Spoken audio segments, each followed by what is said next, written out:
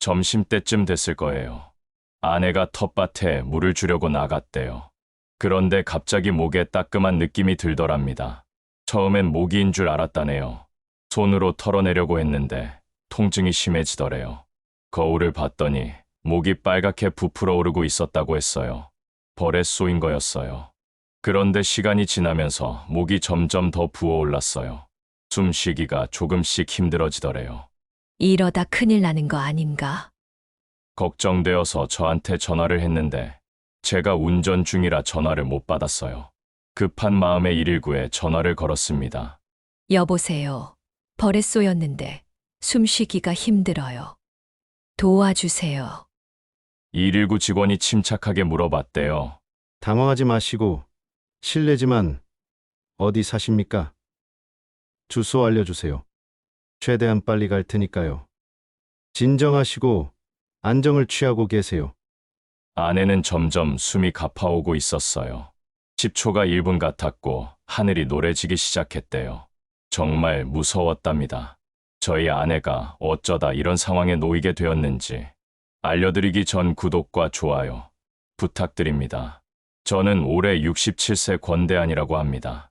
25년간 대학교에서 학생들을 가르치다가 얼마 전 정년퇴직을 했습니다. 사실 저는 원래 시골 출신입니다. 어렸을 때 할머니 댁 마당에서 뛰어놀고 논두렁에서 개구리 잡고 여름이면 맨발로 시원한 개울물에 발 담그던 그 시절이 아직도 생생합니다. 그런데 대학교 교수로 임용되면서 서울로 올라가게 됐고 그렇게 40대부터 쭉 서울에서 살았습니다. 그때까지 모아놓은 돈과 대출을 내서 일찌감치 대학교 근처 아파트에서 살기 시작했습니다. 출근하고 강의하고 논문 쓰고 학회 참석하고 그렇게 바쁘게 살다 보니 어느새 머리가 하얘졌더라고요.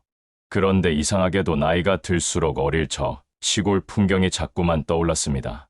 특히 밤에 잠이 안 올 때면 할머니 댁 마당에 가득했던 별들이 생각났어요. 서울 하늘에선 별이 잘 안 보이잖아요. 그때마다 은퇴하면 꼭 시골로 가야지 하고 마음속으로 다짐했습니다. 아내 민숙이도 경남 진영 출신이라 시골 생활에 대한 그리움이 있었고요. 우리 부부는 가끔씩 이런 대화를 나눴습니다. 여보, 우리 나중에 시골 가서 텃밭 가꾸면서 살면 어떨까? 좋지. 상추도 심고 토마토도 키우고. 그렇게 꿈을 키워왔습니다. 그러던 어느 날 TV를 보다가 부산의 유명한 빵집 주인이 시골로 귀촌해서 사는 모습이 나오더라고요. 정말 행복해 보였습니다. 넓은 마당에서 강아지와 놀고 직접 키운 채소로 요리하고 여유롭게 책 읽고 그 순간 가슴이 뛰었습니다. 나도 저렇게 살 수 있지 않을까. 마침 정년퇴직도 얼마 안 남았고 사학연금도 나올 거고 서울 아파트도 있으니까요. 그날 밤잠을 설쳤습니다. 흥분되고 설레고 동시에 조금 불안하기도 했어요. 드디어 퇴직하는 날이 왔습니다. 제자들이 꽃다발을 선물하며 교수님, 건강하세요라고 인사했을 때 뭉클했지만 한편으론 이제 제 인생의 새로운 장이 시작된다는 생각에 가슴이 벅찼습니다. 집으로 돌아와 아내에게 말했어요. 여보, 이제 우리 진짜 시골로 갈 수 있어. 아내도 웃으며 고개를 끄덕였습니다. 그래요. 당신이 평생 꿈꿔온 거잖아요. 그렇게 서울 아파트를 팔기로 결심했습니다. 젊었을 때 받았던 주택자금 대출을 갚고 나니 손에 딱 10억 원이 남았어요. 통장에 찍힌 그 숫자를 보는 순간 감회가 새로웠습니다. 평생 성실하게 일한 결과물이었으니까요. 저는 투기도 안 했고 도박도 안 했고 그저 성실하게 월급 모으고 저축하며 살았습니다. 그렇게 모은 돈이었기에 더욱 소중했어요. 이제 이 돈으로 우리 부부의 새로운 삶을 시작할 수 있다는 생각에 가슴이 두근거렸습니다.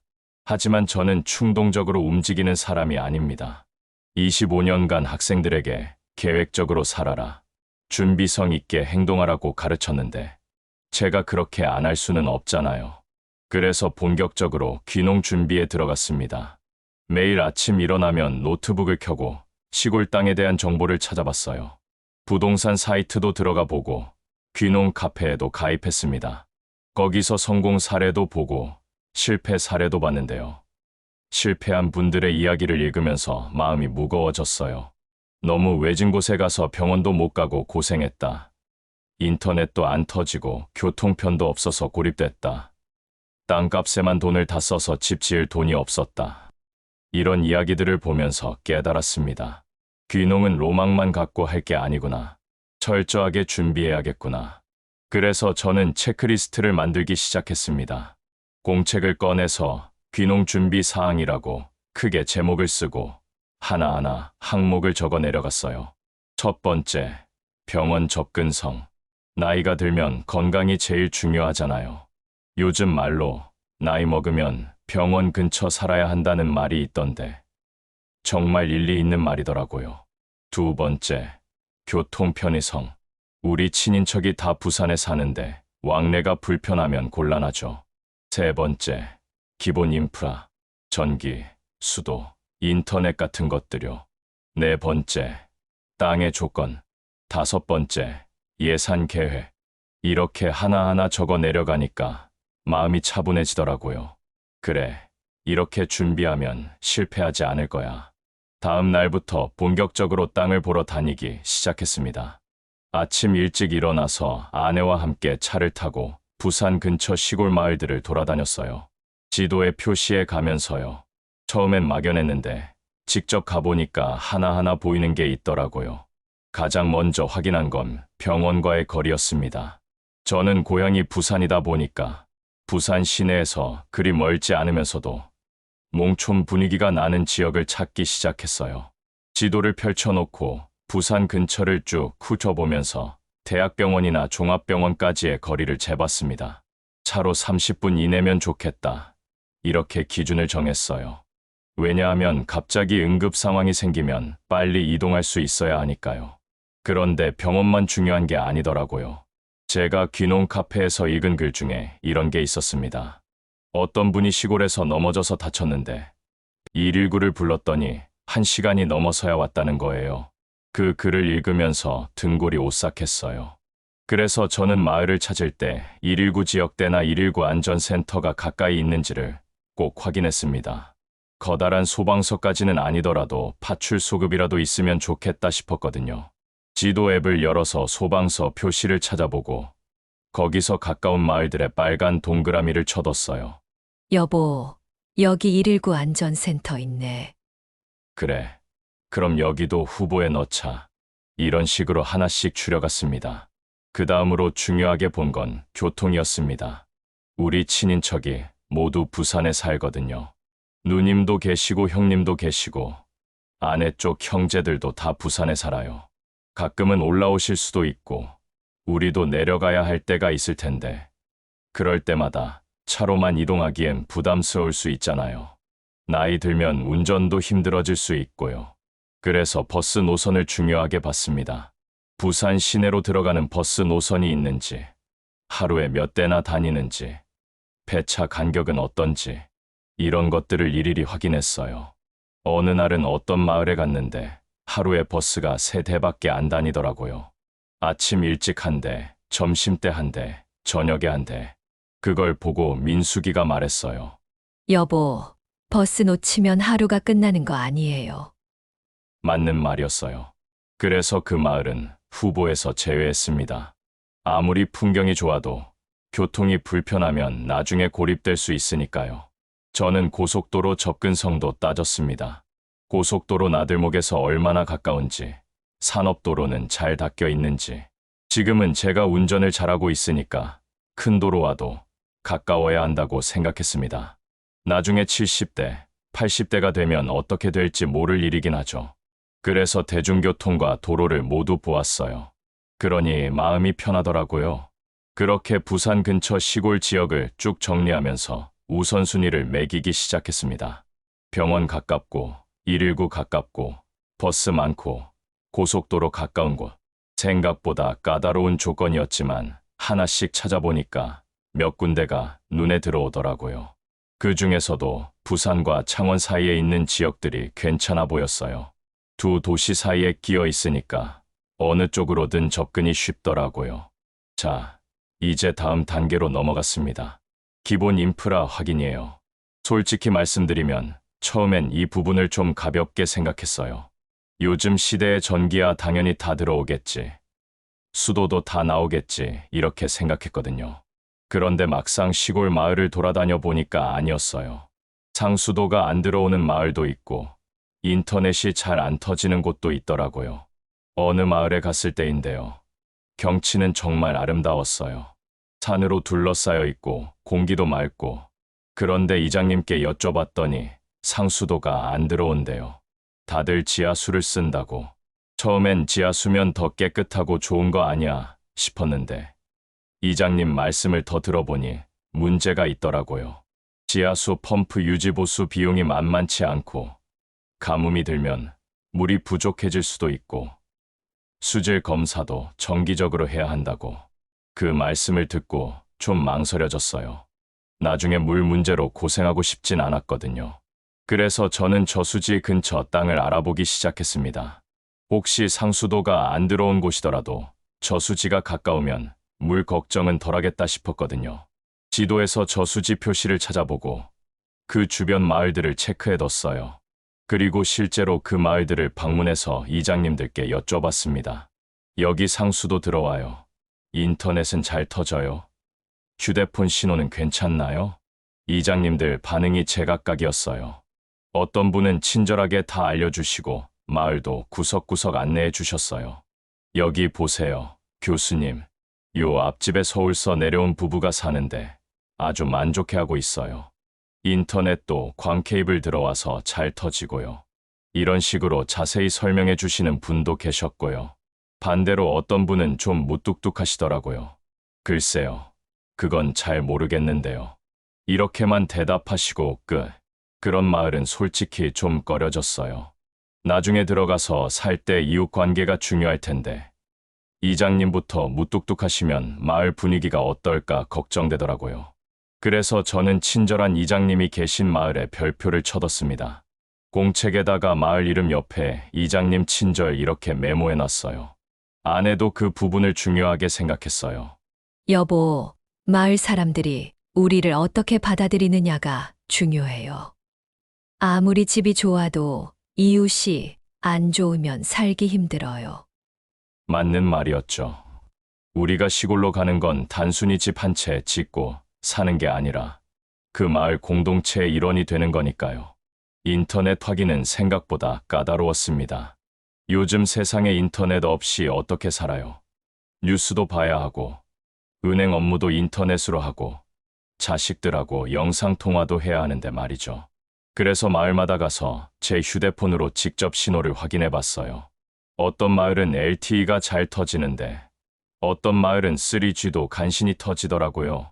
한 마을에서는 산 때문에 전파가 막혀서 집 안에서는 통화가 안 되고 마당으로 나가야 겨우 되는 곳도 있었어요. 그런 데는 당연히 제외했죠. 그렇게 2달 정도 부산 근처 시골 지역을 샅샅이 돌아다녔습니다. 매주 주말이면 아침 일찍 출발해서 마을 서너 곳씩 둘러보고 왔어요. 처음엔 아내가 좀 힘들어했어요. 여보, 우리 이렇게까지 해야 해요? 그냥 괜찮아 보이는데 하나 정하면 안 될까요? 그럴 때마다 제가 말했어요. 여보, 이게 우리 남은 인생 30년을 좌우하는 결정이야. 지금 고생 좀 하더라도 나중에 후회하지 않으려면 꼼꼼하게 봐야 해. 그러면 아내도 고개를 끄덕이며 따라와 줬습니다. 고마운 사람이에요. 드디어 우리 부부는 부산과 창원 사이에 위치한 한 마을을 최종 후보로 정했습니다. 병원도 가깝고 119 안전센터도 차로 10분 거리에 있고 버스도 하루에 10대가 다니고 인터넷도 광 케이블이 들어와 있더라고요. 이장님도 친절하셨고요. 교수님, 우리 마을 참 좋습니다.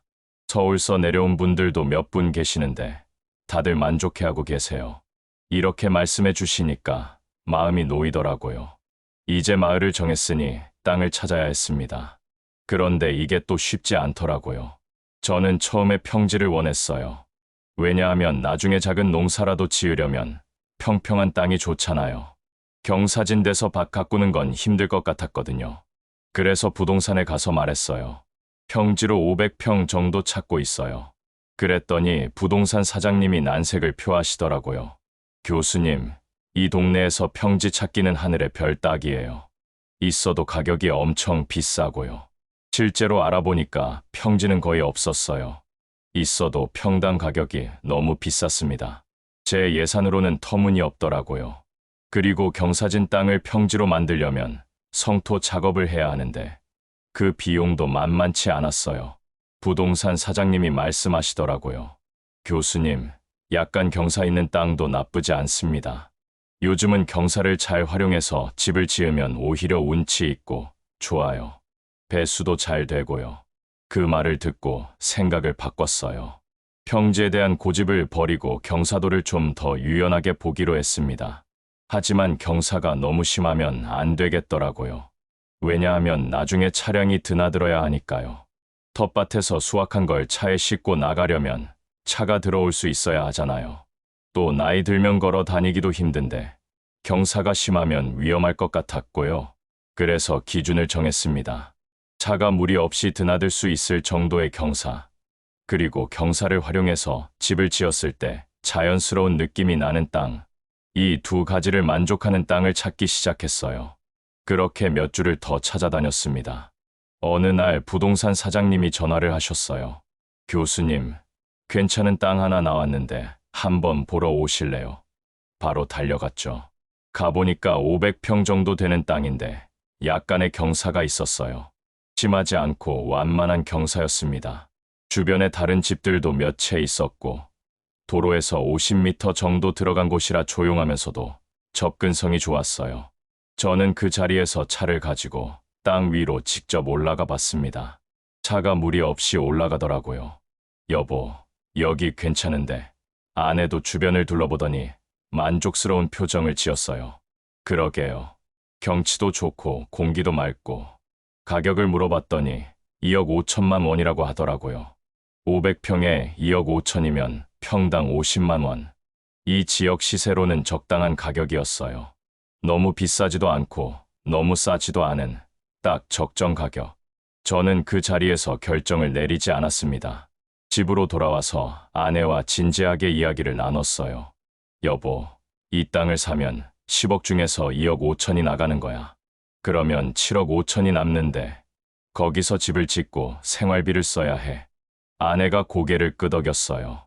집 짓는데 얼마나 될 것 같아요? 그래서 저는 아내에게 제안했습니다. 여보, 우리 귀농 예산을 딱 정하자. 3억 5천만 원, 땅값 2억 5천, 집값 1억, 그리고 나머지 6억 5천만 원은 절대 손대지 말고 우리 노후 자금으로 아껴두는 거야. 사학연금도 있고 이 돈도 있으면 30년은 여유롭게 살 수 있을 거야. 아내가 제 말을 듣더니 진지한 표정으로 대답했어요. 좋아요. 요즘 귀농 실패하는 분들 이야기 들어보면 대부분 큰 돈을 너무 많이 쓰다가 망하더라고요. 우리는 절대 그러면 안 돼요. 그 말을 듣고 마음이 든든했어요. 역시 아내가 현명하더라고요. 귀농은 로망이지만 동시에 현실적인 계획이 필요한 거니까요. 무턱대고 돈을 쏟아붓다가 나중에 돈 떨어지면 어떡해요. 우리는 이제 60대 후반이에요. 다시 돈 벌러 나갈 생각도 없고요. 신중해야 했습니다. 그렇게 우리는 그 땅을 계약했습니다. 2억 5천만 원에 500평. 계약서에 도장을 찍는 순간 떨리더라고요. 손이 부들부들 떨려서 한참 동안 펜을 쥐고 있었어요. 인생에서 이렇게 큰 결정을 내리는 게 몇 번이나 되겠어요. 집 살 때, 결혼할 때, 그리고 지금. 아내도 옆에서 제 손을 꼭 잡아줬어요. 여보, 우리 잘할 수 있어요. 그 말 한마디에 용기를 얻어서 도장을 꾹 찍었습니다. 이제 집을 지을 차례였어요. 처음엔 건축사무소를 알아봤는데 생각보다 비용이 많이 들더라고요. 설계비, 공사비, 인테리어비까지 계산하니까 예산을 훌쩍 넘어버렸어요. 고민이 되던 차에 귀농 카페에서 모듈러 하우스라는 걸 알게 됐습니다. 공장에서 미리 만들어서 현장에 설치하는 집이래요. 공사 기간도 짧고 비용도 저렴하다고 하더라고요. 모듈러 하우스 회사를 찾아갔습니다. 여러 모델을 보여주시는데 그 중에 18평짜리가 눈에 들어왔어요. 방 2개, 거실 하나, 부엌 하나. 딱 우리가 원하던 구조였습니다. 이거 얼마예요? 물어봤더니 1억 5천만 원이라고 하더라고요. 기초 공사비랑 설치비, 기본 인테리어까지 다 포함된 가격이었어요. 아내와 눈을 마주쳤습니다. 여보, 이거 괜찮은데요. 그러게 우리 예산에도 어느 정도 맞고 모듈러 하우스의 장점이 여러 가지였어요. 일단 공사 기간이 짧아요. 기초 공사만 하면 공장에서 만든 모듈을 가져다가 조립하는 거라 한 달이면 입주할 수 있대요. 그리고 품질도 균일하고요. 공장에서 만드니까 비 맞을 일도 없고 관리가 철저하다는 거예요. 단열이나 방음도 요즘은 일반 주택 못지않게 좋아졌다고 하더라고요. 저는 신중하게 생각했습니다. 모듈러 하우스면 1억 5천. 그러면 땅값 2억 5천이랑 합쳐서 총 4억. 우리가 정한 예산 3억 5천보다 5천만 원 초과네. 고민이 됐어요. 하지만 아내가 말했습니다. 여보, 5천만 원 정도는 괜찮지 않을까요? 그래도 6억이 남잖아요. 그리고 공사 기간이 짧으면 서울 아파트 월세 기간도 짧아지니까 그 비용도 아낄 수 있고요. 맞는 말이었어요. 그렇게 우리는 18평짜리 모듈러 하우스를 계약했습니다. 기초 공사가 시작됐고 한 달 만에 공장에서 만든 모듈이 현장으로 배송됐어요. 크레인으로 모듈을 들어 올려서 기초 위에 척척 조립하는 모습이 신기하더라고요. 마치 레고 블록 맞추듯이요. 단 이틀 만에 집의 외형이 완성됐습니다. 그 다음엔 전기 배선, 수도 연결, 마무리 작업을 했고요. 드디어 이사하는 날이 왔습니다. 서울 아파트에서 살던 짐을 정리해서 이삿짐 센터에 맡겼어요. 그런데 신기한 게 뭔지 아세요? 30년 넘게 모았던 짐인데 막상 시골집으로 가져갈 건 별로 없더라고요. 옷, 책, 그릇, 이불, 이게 다였어요. 나머지는 자식들 주거나 버렸습니다. 여보, 우리 정말 가볍게 가는구나. 아내가 웃으며 말했어요. 그게 좋은 거 아니겠어요? 이제 새로 시작하는 거잖아요. 시골집에 도착한 첫날, 그날을 평생 잊을 수 없을 것 같아요. 현관문을 열고 들어서는데 나무 향기가 확 퍼지더라고요. 새 집 냄새. 창문을 활짝 열었더니 시원한 바람이 들어왔어요. 서울에서는 느껴보지 못한 바람이었습니다. 매연 냄새 하나 없는 풀 냄새 나는 바람. 저는 거실 소파에 주저앉아서 한참을 그 바람을 맞았어요. 아내도 옆에 앉더니 제 손을 잡았습니다. 여보, 우리 정말 잘 왔네요. 그러게, 우리 정말 잘 왔어. 그날 밤, 마당에 나가서 하늘을 올려다봤어요. 별이 쏟아지더라고요. 서울에서는 절대 볼 수 없는 별들. 어릴 적 할머니 댁 마당에서 봤던 그 별들이 다시 보이는 거예요. 은하수도 보이고, 별똥별도 보이고, 가슴이 벅차올랐어요. 아, 내가 꿈꾸던 게 바로 이거구나. 이런 하늘 아래서 사는 거. 아내도 옆에서 같이 하늘을 보면서 말했어요. 여보, 서울에 있을 때는 별이 있는지도 몰랐네요. 맞아. 별이 항상 거기 있었는데 우리가 못 봤던 거지. 다음 날부터 본격적인 전원 생활이 시작됐습니다. 아침에 일어나면 공기가 달랐어요. 맑고 상쾌하고 새소리가 알람이었어요. 서울에선 자동차 소리에 잠을 깼는데 여긴 새소리에 눈을 뜨니까 기분이 완전히 다르더라고요. 커피를 내려서 마당에 나가 마시는데 정말 행복했습니다. 이게 바로 내가 원했던 삶이구나.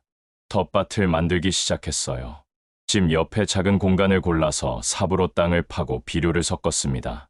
평생 책상에만 앉아있던 제가 흙을 만지니까 신기하더라고요. 손에 흙이 묻는 게 전혀 불쾌하지 않았어요. 오히려 기분이 좋았습니다. 상추, 모종을 심었어요. 작은 비닐포트에서 조심스럽게 꺼내서 땅에 구멍을 파고 넣었습니다. 흙으로 덮고 물을 주니까 모종이 금방 생기를 찾더라고요. 여보, 이거 잘 자랄까요? 아내가 걱정스럽게 물었어요. 걱정 마. 우리가 정성껏 키우면 잘 자랄 거야. 배추도 심고 토마토도 심었습니다. 고추도 몇 포기 심었고요. 처음이라 서툴렀지만 재미있었어요.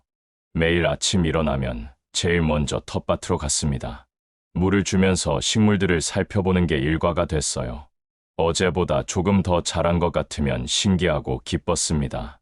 여보, 상추 봐요. 어제보다 잎이 더 커졌어요. 아내도 신기해하며 함께 들여다봤어요. 우리 부부는 마치 아이들처럼 텃밭 앞에서 즐거워했습니다. 일주일쯤 지났을까요? 상추가 제법 자라서 쌈을 싸 먹을 수 있을 정도가 됐어요. 저녁 준비를 하는데 아내가 텃밭에서 상추를 따왔습니다. 여보, 우리가 키운 상추 저녁 먹어요. 싱싱한 상추를 씻어서 삼겹살에 싸 먹었는데 그렇게 맛있을 수가 없었어요. 마트에서 사 먹던 상추와는 차원이 달랐습니다. 아삭아삭하고 향긋하고, 여보, 진짜 맛있네. 그러게요. 우리가 키운 거라 그런가 봐요. 그날 저녁이 정말 행복했어요.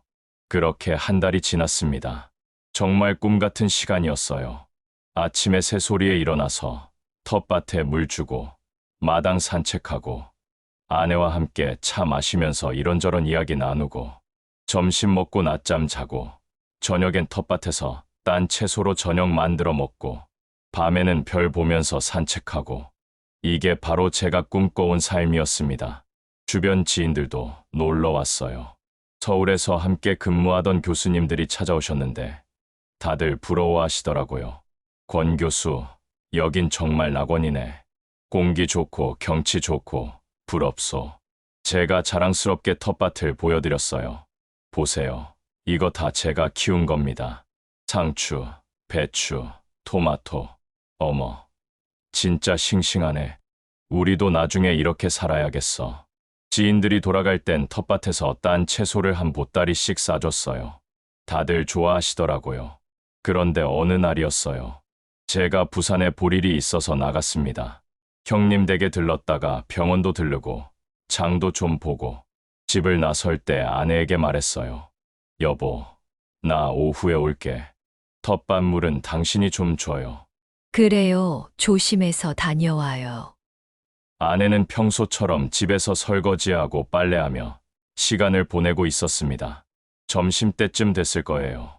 아내가 텃밭에 물을 주려고 나갔대요. 그런데 갑자기 목에 따끔한 느낌이 들더래요. 처음엔 모기인 줄 알았대요. 손으로 털어내려고 했는데 통증이 심해지더래요. 거울을 봤더니 목이 빨갛게 부어오르고 있었대요. 벌에 쏘인 거였어요. 처음엔 괜찮을 줄 알았대요. 그런데 시간이 지나면서 목이 점점 더 부어올랐어요. 숨쉬기가 조금씩 힘들어지더래요. 아내가 겁이 났대요. 이러다 큰일 나는 거 아닌가.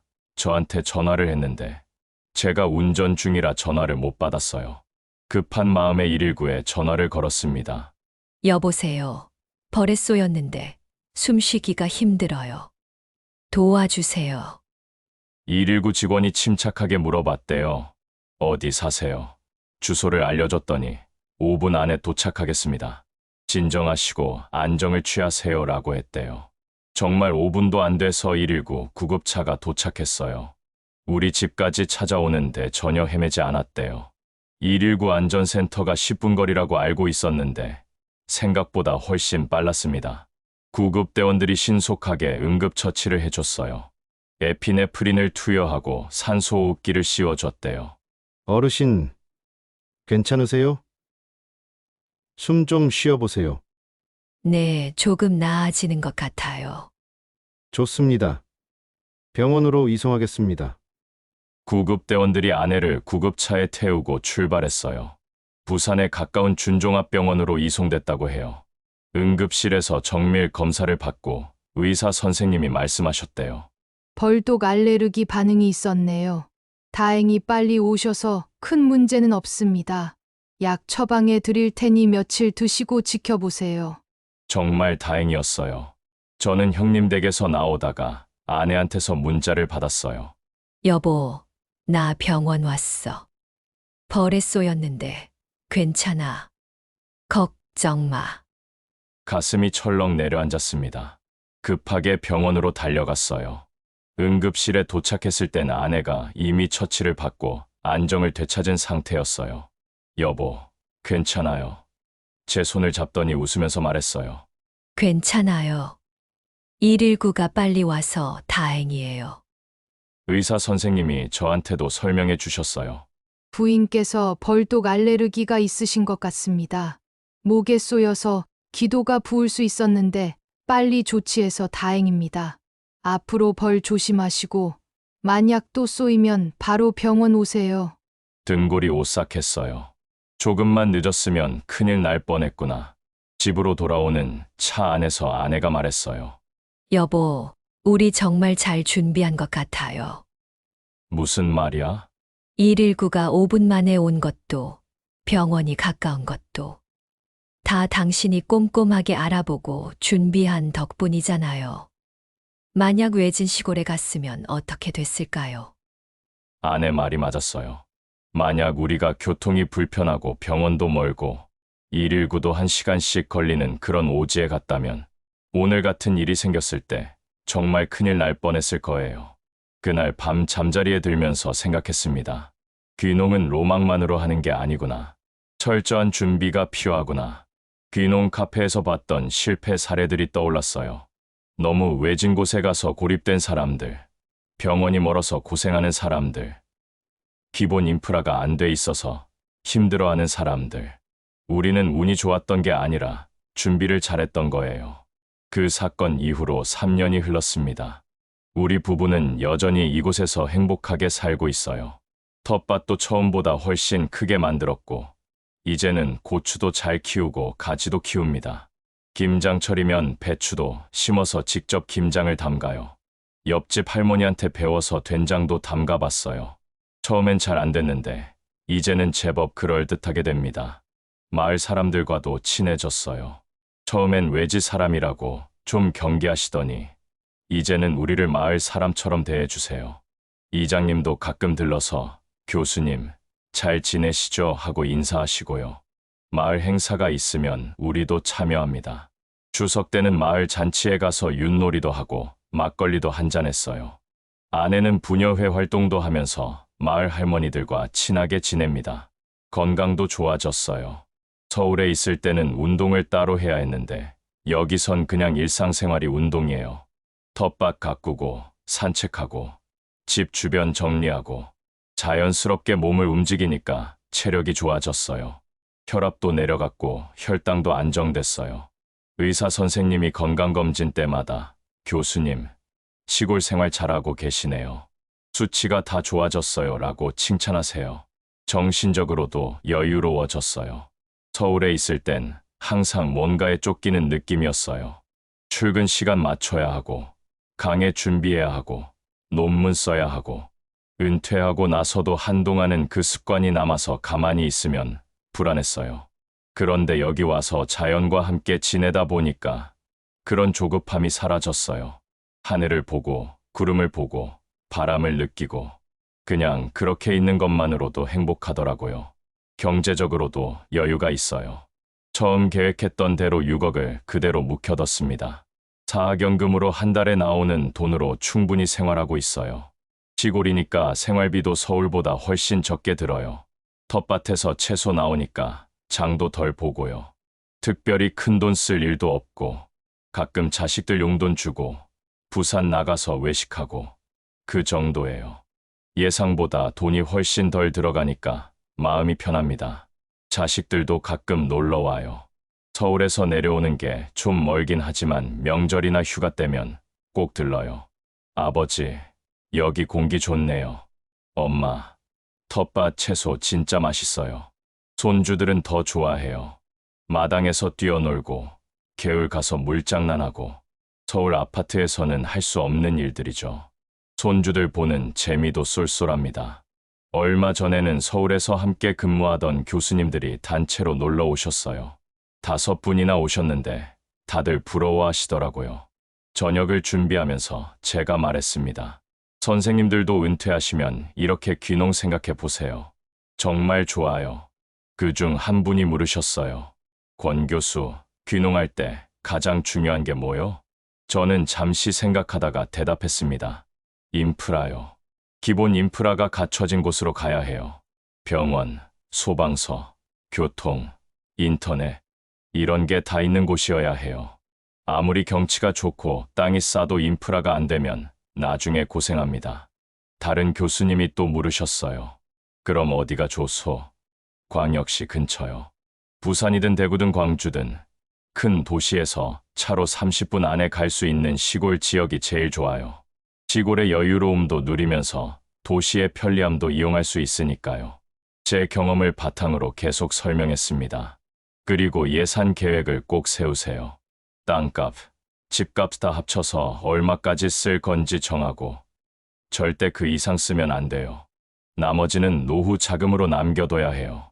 귀농 실패하는 분들 보면 대부분 돈을 너무 많이 쓰다가 나중에 문제가 생기더라고요. 교수님들이 고개를 끄덕이며 열심히 들으셨어요. 그리고 마을 분위기도 중요해요. 땅 보러 다니면서 이장님이 어떤 분인지, 마을 사람들이 어떤지 살펴보세요. 아무리 집이 좋아도 이웃이 안 좋으면 살기 힘들어요. 제 말을 듣던 한 교수님이 웃으며 말씀하셨어요. 권 교수, 자네 정말 꼼꼼하게 준비했구먼. 역시 교수답게 철저하게 조사하고 계획한 덕분에 성공한 것 같네. 그날 밤, 교수님들이 다 돌아가시고 아내와 둘이 마당에 앉아 있었어요. 별이 쏟아지는 하늘을 보면서 아내가 말했습니다. 여보, 우리 정말 잘 왔죠. 그럼, 정말 잘 왔지. 당신 덕분이야. 당신이 나를 믿고 따라와 줘서 고마워. 무슨 소리예요? 당신이 이렇게 철저하게 준비해줘서 내가 고맙죠. 이제 우리는 70대에 접어들었습니다. 아직은 건강하고 활동적이에요. 앞으로 얼마나 더 이렇게 살 수 있을지 모르겠지만 지금 이 순간이 정말 행복합니다. 10억을 들고 무작정 시골로 온 게 아니라 철저하게 준비하고 계획적으로 왔기 때문에 이렇게 행복할 수 있는 거겠죠. 혹시 이 이야기를 듣고 계신 분들 중에 귀농이나 비촌을 꿈꾸시는 분이 계시다면 꼭 기억하세요. 로망만으로는 부족해요. 철저한 준비가 필요합니다. 인프라 좋은 곳, 교통 편한 곳, 예산 계획 철저하게. 이 세 가지만 잘 지키면 여러분도 행복한 귀농 생활 하실 수 있을 거예요. 저처럼요. 오늘도 별이 참 밝네요. 서울에서는 볼 수 없었던 이 별들을 매일 볼 수 있다는 것만으로도 여기 온 보람이 있습니다. 여러분도 언젠가 이런 별들을 보며 행복한 시간을 보내시길 바라며 마지막으로 구독과 좋아요 부탁드립니다. 감사합니다.